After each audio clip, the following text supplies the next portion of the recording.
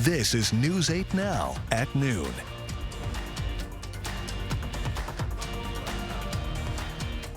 Good afternoon and thank you for watching News 8 Now. I'm Sophia Pullman. We begin with breaking news. Louisville police say at least 4 people have been killed and 8 others are hospitalized in a shooting at a bank in downtown Louisville.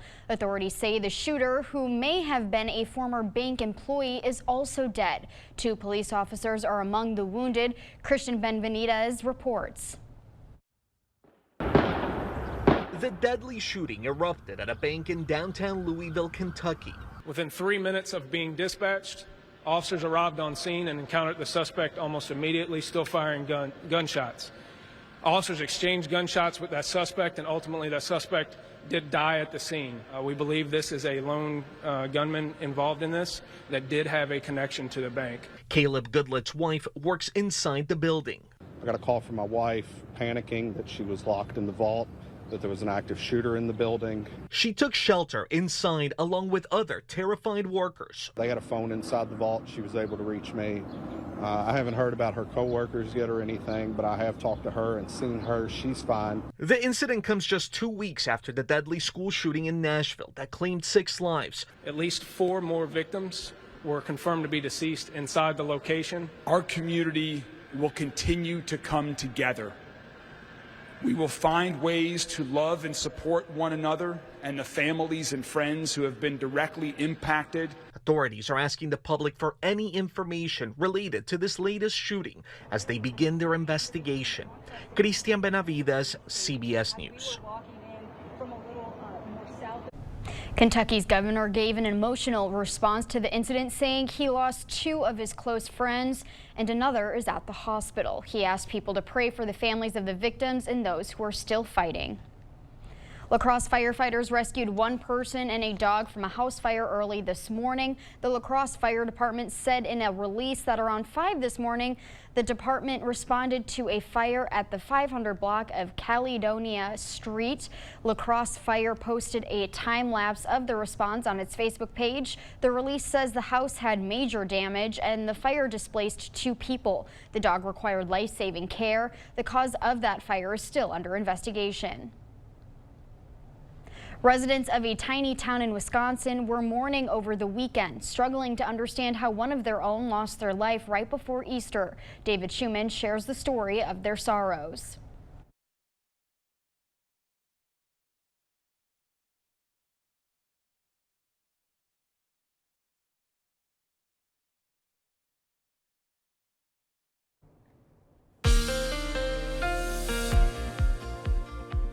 All right, we do have some flood advisories to talk about at this hour, so let's go ahead and hit the maps, shall we? First of all, the new one that's out, this is for the Chippewa River at Durand. Now, these flood warnings, I'm going to tell you right now, National Weather Service out of La Crosse has said that these are going to go into effect until further notice. This actually starts tomorrow at 5:30 p.m. and will go into effect until further notice. Now, the one that we were talking about earlier today, this is the Wisconsin River at Castle Rock Dam. Again, it says until Thursday morning. This is until further notice as the flooding conditions will start to get worse. Let's bring it a little bit closer to home. We'll take a look here at the latest with the Mississippi River at La Crosse. Right now we're sitting at 9.08 feet. By Wednesday, we're going to go to 9.2 feet, then 10.3 feet as we go into Friday. And then next week, we're projected to go to 12.3 feet. Keep in mind, our flood stage at this particular site is 12 feet. So we're going to go into flood stage. And again, this is something that we need to keep an eye on over the next several days. Outside right now, not bad at all. We're seeing temperatures in the mid to upper 60s. 69 in Black River Falls, as well as Sparta, Volk Field, La Crosse, 66 in Viroqua, as well as Decorah. Bosco Bell, good afternoon to you guys. You're at 68 degrees, 67 is the current temperature in Eau Claire. The radar scan showing a clean sweep across the entire area. High pressure is large, it is in charge, it is in control. We've got stationary boundary that's in play as well. And as long as we stay in this pattern, Sophia, we're going to see those temperatures warm up. And that's exactly what it's going to do. And we'll talk about that coming up in the First Warn forecast in a few minutes. Over to you.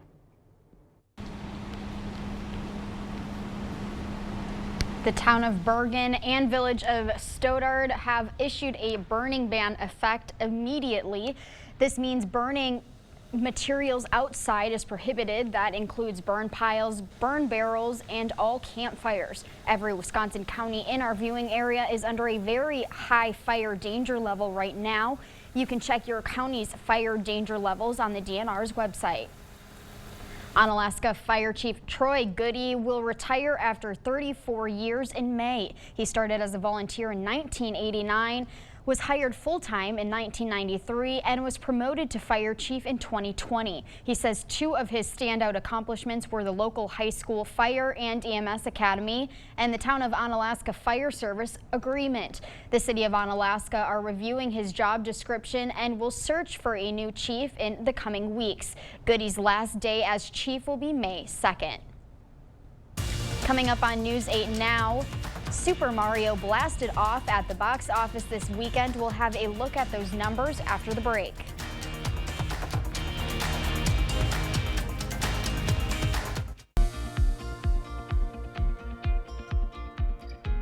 The U.S. stock market was closed Friday in observance of Good Friday, though the latest Labor Department data showed that U.S. unemployment dropped to 3.5%, even as a less than expected 236,000 jobs added in March. CBS News' Matt Piper has the latest business news headlines from New York.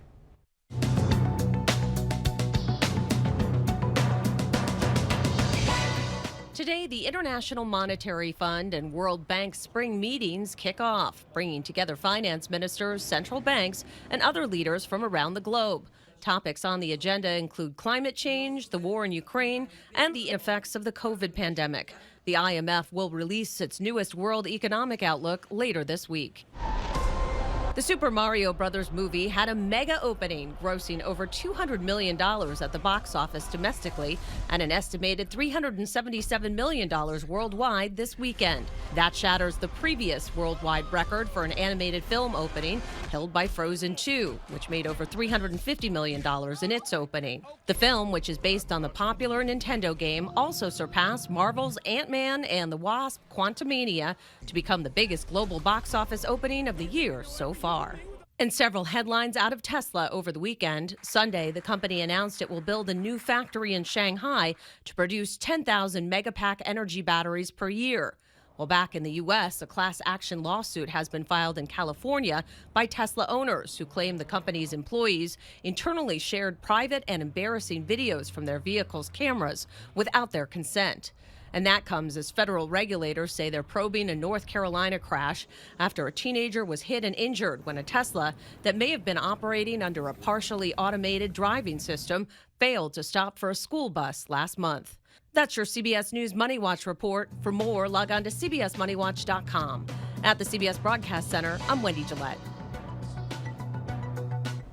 As we head to break, here's a live look at the New York Stock Exchange. Stay with us. More news is next.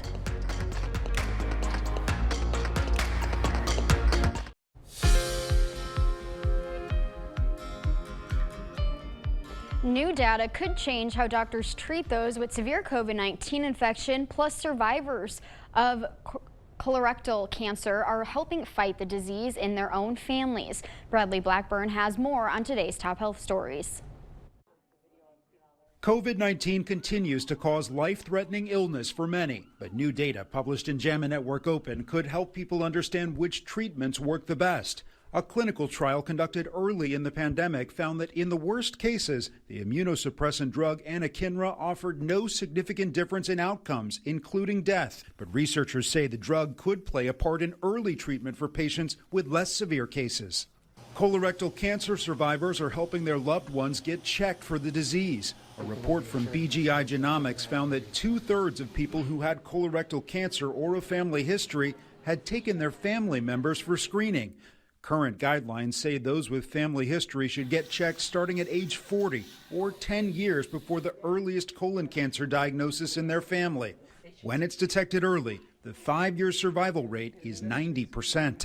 And more evidence suggests that pregnant women who are infected with COVID-19 during delivery are at greater risk for complications and even death.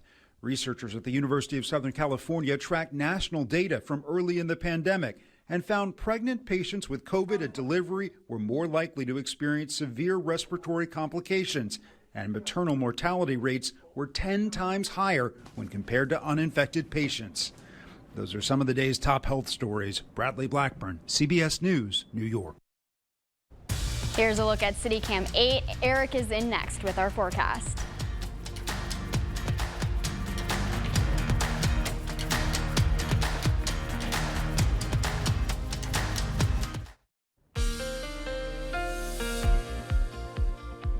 Wow, take a look outside in La Crosse and Eau Claire. Abundant sunshine across the board and an overall gorgeous day across the Coulee region in Chippewa Valley. Matter of fact, let's take a look here at Eau Claire. We'll start with you guys first. You're at 67 degrees. Feels like 67. Your humidity is low. It's at 33%. We have winds out of the west at 13 miles per hour.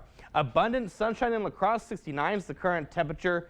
Feels like 69 out there. Our humidity is at 29% with winds out of the south at 9 miles per hour. Other temperatures across the area in the 60s and 70s. Black River Falls as well as Winona. You're already at 70. 66 is the temperature in Preston, 66 in Decorah, 67 in Prairie du Chien, and as I mentioned, 67 is the current temperature in Eau Claire. And we are substantially warmer as compared to 24 hours ago. And I'm going to keep showing this map because every single day this week, this map is going to be warmer than normal. Not like yesterday. Some places were between 18 to 25 degrees warmer as compared to the previous day, but still warmer nonetheless. And for today, we'll see temperatures going into the 70s, low to mid 70s across La Crosse County. Our southern zones over towards the New Albany area, Lansing area, Lynxville area, seeing temperatures right around 72, 73 degrees. Central zone staying the same, 71 to 73 degrees. And then our traditionally cooler zone staying in the low to mid, even upper 60s. So as we take a look here at the car wash forecast, if you want to go wash your car today, tomorrow, and Wednesday, great days to do so. Add the wax, absolutely. The next several days after this, we go to 73 on Friday, back into the 60s for Saturday, and then upper 40s, low 50s for Monday. The 6 to 10 day outlook keeps us cooler than normal for at least the next week. And not only that, but at least the next 2 weeks, we stay below normal in terms of temperature. So the radar scan right now, we have a clean sweep across the Coulee region. That cloud cover, it's out of here. High pressure is large. It is in charge. It is in control. We have a stationary boundary that's in play. And when this is in play, this means one thing. Ooh, that temperature is going up, my friends. So we're going to see temperatures going into the 70s, even 80s for Wednesday and Thursday. So we may see a little bit of cloud cover for tonight. Otherwise, we'll stay mostly clear. By Tuesday morning, we'll see a little bit of cloud cover as well. But again, that's going to be out of here by the late morning, early afternoon hours. Then we'll stay partly cloudy throughout your evening and overnight hours. Now, let's talk about this time next week, because all good things must come to an end, right?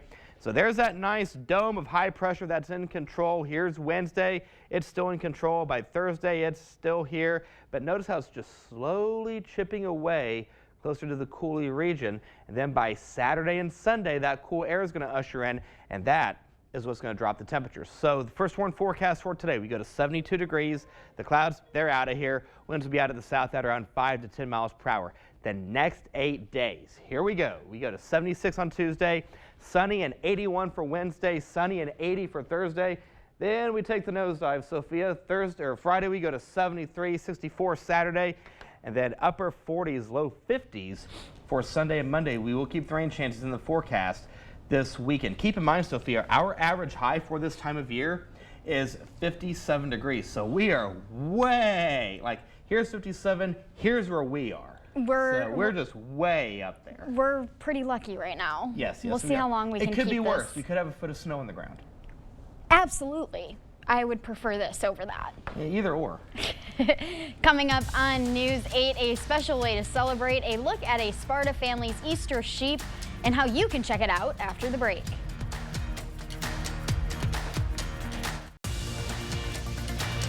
The news continues on News 8 Now. Expect more. You may have heard of Easter eggs, but what about Easter sheep? The Orens family is sharing their unique Easter celebration with everyone on their family farm in Sparta. Their sheep are dyed all kinds of colors, pink, blue, green, you name it. This is the family's 3rd year taking part in the tradition. We usually don't hunt for eggs or anything like that, and then we just do this, and it's just a fun way to get together and dye sheep and then just admire them and watch the people admire them too. Just makes everyone feel good. Vanessa says the dye is 100% safe for the sheep. They'll stay colorful until rain washes it off or it's time for a shear. If you'd like to check out the candy-colored herd, you can stop by their farm at 11277 Janice Avenue in Sparta this week. Stay with us. We'll have one more check of your forecast when we return. One final look at the next 8 days. Upper 60s, low 70s will be the rule for today. Cooler in our northern zones.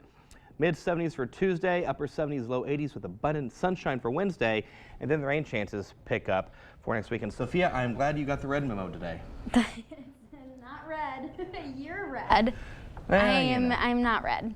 Yeah, it looks I red to know, me. there's a debate going on. And it's so hard because, see, when I'm looking at it now, it looks orange. But thank you for What color watching is the News dress? 8. News8000.com. Yeah, let us know. You can catch us again at 5 and 6. Have a great day, everyone.